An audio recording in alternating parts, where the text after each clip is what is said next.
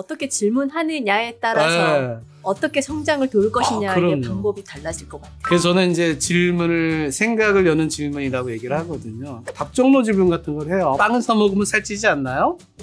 그러니까 살찐다 그런 거 내 의도가 들어간 거예요. 질문만 갖고도 고민을 정말 많이 해야 되는 게 코치인 것 같아요. 개인에 따라 다르겠지만 앞으로는 코치가 돼야 됩니다. 1대1 대화가 많아지고 있고 그럴 수 있는 환경이고 개인화가 필요한 시대이기 때문이죠. 그렇죠. 네. 안녕하세요. 온토리TV 민수경입니다. 안녕하세요. 엑설런스 컨설팅의 정경입니다. 대표님 반갑습니다. 반갑습니다.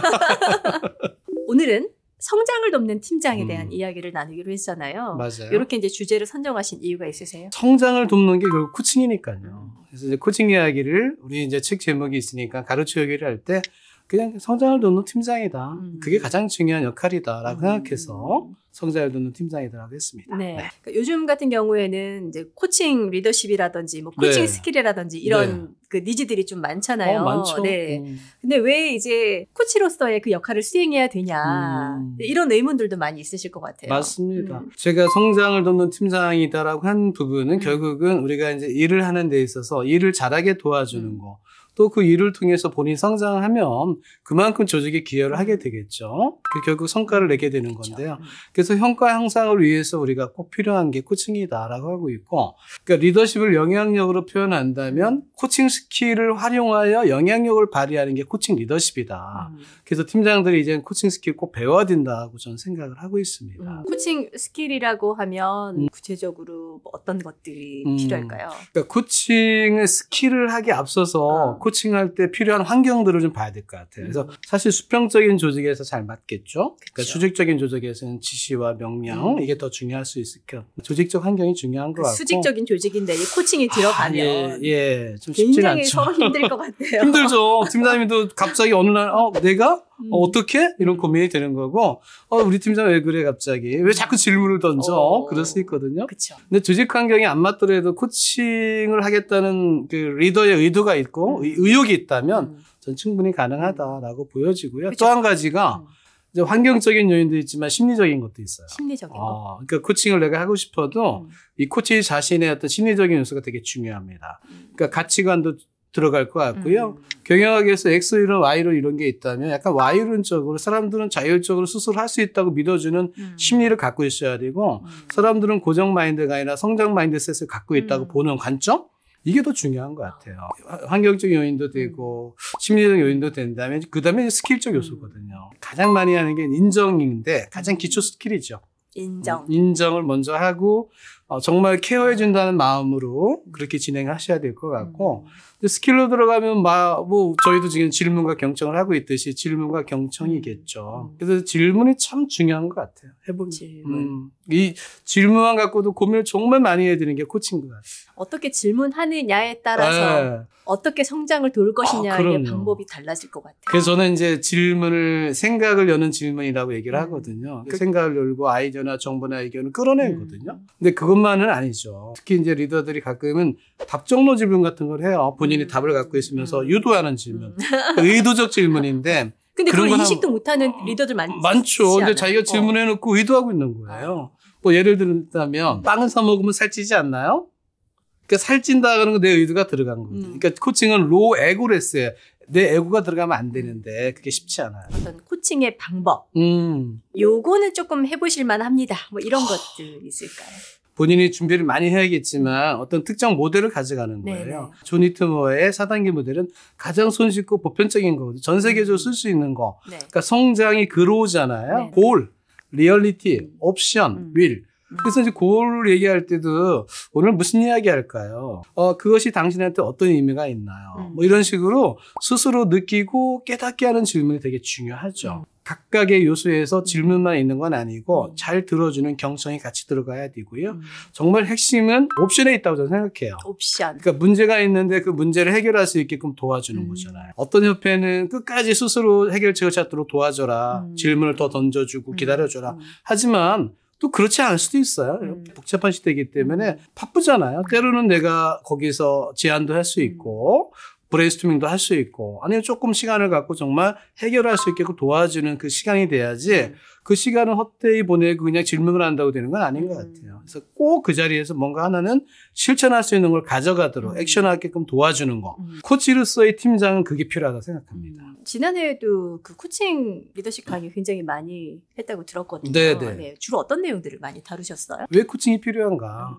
코칭은 어떤 의미가 있는가? 진짜 우리한테 코칭이 맞는가? 이런 얘기를 좀 드렸고요. 팀장님들한테는 당장 코칭 환경이 안 되는 게 너무 많아요. 그러니까 아무리 좋은 얘기를 해도 받아들이지 못하는 경우를 봤어요. 어떤 조직 가니까 신임 팀장 또는 신임 조직인데 느낌이 없죠. 공장장이나 막 팀장으로서 뭔가 의욕 갖고 있는 사람들은 정말 열심히 들어요. 조그마한 거 하나에도 들어가서 한번 실행해 봐야겠다. 이런 생각을 갖는 걸 많이 봤고 개인에 따라 다르겠지만 앞으로는 코치가 돼야 됩니다. 1대1 대화가 많아지고 있고 그럴 수 있는 환경이고 개인화가 필요한 시대이기 때문이죠. 그렇죠. 네. 그러니까 함께 일해야 되는 이 팔로워들 자체가 워낙 네네. 성장에 관심이 많은 그렇죠. 친구들이다 보니까 네네네, 이 맞아요. 코칭 스킬, 그 코칭 대화법을 음. 제대로 이 숙지가 안 되면 이 커뮤니케이션에서 되게 어려움을 겪을 것 같아요. 그럼요. 저는 이제 스킬도 중요하지만 결국은 마인드인 것 같아요. 마인드셋. 내가 코치로서 한번 해봐야겠다. 실제 도전해봐야겠다. 이게 챌린지거든요. 실제 팀장님들 한번 도전해보세요. 지시도 물론 중요하지만 좀 더 질문하고 잘 들어주고 같이 공감해주고 하면서 함께 풀어가려고 하는 게 코칭이죠. 그러니까 코칭의 정의를 내리자면 그 개인의 성장을 도와줄 수 있도록 그죠? 최대한 잠재 능력을 끌어내는 거거든요. 그러니까 잠재 능력을 끌어내는 방법 중에 하나는 신뢰를 가지고 얘기해야 되고 신뢰를 확보하고 질문을 잘 던져서 스스로 이렇게 생각을 자극하게 하는 거 이런 게 되게 중요하죠. 제가 받은 라이프 코치 교육에서 I가 있는데 이 I는 임팩트 퀘스천이에요. 그러니까 임팩트 퀘스천이라는 건 뭐냐면 어떤 문제를 발견했어요 스스로. 그럼 그 문제를 해결해야 되는데 그 문제가 지속됐을 때 어떤 일이 벌어질까요? 그렇게 지속돼서 해결이 안 되면 조직은 어떨까요? 팀장인 저는 어떨 것 같아요? 라고 물어보는 것만으로도 안 되죠. 그러면 이거 심각한 문제가 있습니다. 라고 얘기할 수 있어요. 마찬가지로 문제 해결이 똑같지만 진짜 이유를 찾는 게 되게 중요하거든요. 이유는 그 안에 있으니까 그걸 끄집어내는 게 또 중요한 포인트이기도 하는데 기본적으로 저는 이제 깔때기 형태가 좋다고 봐요. 그러니까 처음에는 열린 질문을 하는데 누구 얘기를 할까요? 어떤 얘기를 할까요? 무엇을 얘기할까요? 그러니까 처음에 Y란 질문은 불편하죠. 신문 받는 느낌이 드니까. 그 다음에 좀 더 구체적으로 그래서 어떤 생각이 들었어요? 그래 어떻게 행동했습니까? 저는 이렇게 들었는데 맞나요? 근데 훌륭한 코치는 메타포를 쓴다고 그래요. 비유를 해서 딱 그런 질문을 하는데 거기까지 가려면 노력을 많이 하죠. 상담하시는 분들도 그 메타포를 되게 많이 하거든요. 질문의 방법만 바꿔도 그렇죠. 이 사람을 똑똑 좀 깨울 수 있고 그렇죠. 그 안에서 답을 좀 찾을 수 있고 다음 질문을 뭐 해야 될까 이런 고민하는 사람들인데 그러면 안 돼요. 경청. 질문을 해놓고 잘 들어주게 중요해요. 그쵸. 근데 저는 경청을 요즘에 키워드로 이렇게 얘기해요. BTS가 뜨고 있잖아요. 그래서 바디랭귀지, 톤 오브 보이스, 스포큰 워즈. 그래서 이제 바디랭귀지가 55%잖아요. 네. 정말 경청할 때 바디랭귀지 중요한 것 같아요. 좀 기울인 자세에서 맞아요. 나딩하고 아니 흐밍하고 어떤 저기 팀장님이 네. 이야기해봐. 그렇죠. 이러면 팔짱 방어. 이거 방어 안 되잖아요. 맞아요. 이야기해봐. 팔짱 딱 끼고 누우면 네. 이거 이야기를 하라는 건지 말라는 건지 그러니까요. 무서워서 말 못해. 정말 중요한 거죠. 맞습니다. 그래서 바디랭귀지 지금 이제 같이 로고 있잖아요. 이게 네네. 약간 미러링이라고 하잖아요. 왜 이러고 그러니까 제가 왜 이러고 있을까요? 같이 이렇게 리듬을 맞추는 것도 중요한 그러니까 경청하면 그냥 그게 자연스럽게 되는 것 그렇죠. 같아요. 예. 같이 한번 이렇게. 저하고 대표님하고 지금 톤이 좀 올라가서 빠르게 같이 움직이잖아요. 네네. 이걸 너무 잘하고 계신 거예요. 페이싱이라 하잖아요. 지금 인정해 주시는 거죠? 그럼요. 되게 잘해 주시니까 제가 너무 신나고 있어요. 감사합니다. 그리고 이제 스포큰 워즈는 다들 알겠지만 말한 단어에 대해서 확인하는 거잖아요. 이렇단 말씀인가요? 그쵸. 이렇게 확인하는 거. 서로 이해하고 있는 게 그렇죠. 동일한지 맞아요. 확인하는 거. 지금 너무 잘하고 계시지 않습니까? 되게 역시 전문가세요. 대표님은 어쨌든 현장에서 그 코칭 교육을 많이 진행하시니까 비포 애프터도 명확하게 좀 보실 것 같아요.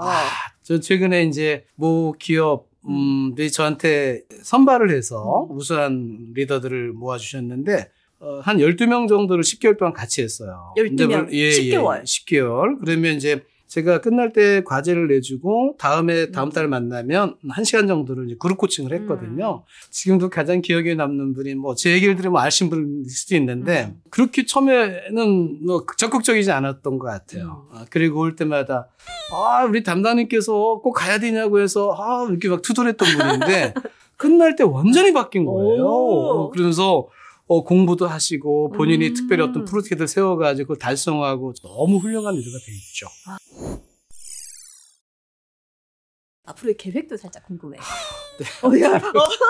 한숨을. 저도 좀 나이가 좀 사실 있습니다. 오랫동안 강의를 했는데 강의는 계속 하고 싶죠. 강의를 할 때 가끔은 에너지를 제가 받는 것 같아요. 향후에는 이제 1대1 코치로서 역할을 좀 해보고 싶어요. 그러니까 저는 리더십을 3S로 얘기합니다. 그러니까 셀프 리더십, 슈퍼 리더십, 서번트 리더십인데 저 중심으로 셀프 리더를 왔어요. 근데 이제 한때 저도 조직을 갖고 슈퍼 리더로 구성원들을 성장시키는 리더를 해봤는데 이제 그 단계는 넘어가는 것 같아요. 이제는 이제 좀 사회를 위해서 소셜, 서번트 리더가 된다는 건데 그러려면 제가 갖고 있는 재능이 만약 코치라면 이 코칭을 좀 이렇게 많은 분들한테 좀 이렇게 나누어줄 수 있으면 좋겠다. 뭐 개인적으로 그런 삶을 살아가려고 생각하고 있습니다. 네. 오늘 말씀 너무 즐거웠어요. 감사합니다. 오늘 칭찬 많이 받았어요. 훌륭하십니다. 영상 친구한테 이렇게 칭찬 많이 받는 거 아주 오랜만이에요. 그렇습니까? 오늘 덕분에 저도 네. 많이 배웠고요. 네. 여기서 인사 나누도록 하겠습니다. 네, 고맙습니다. 감사합니다.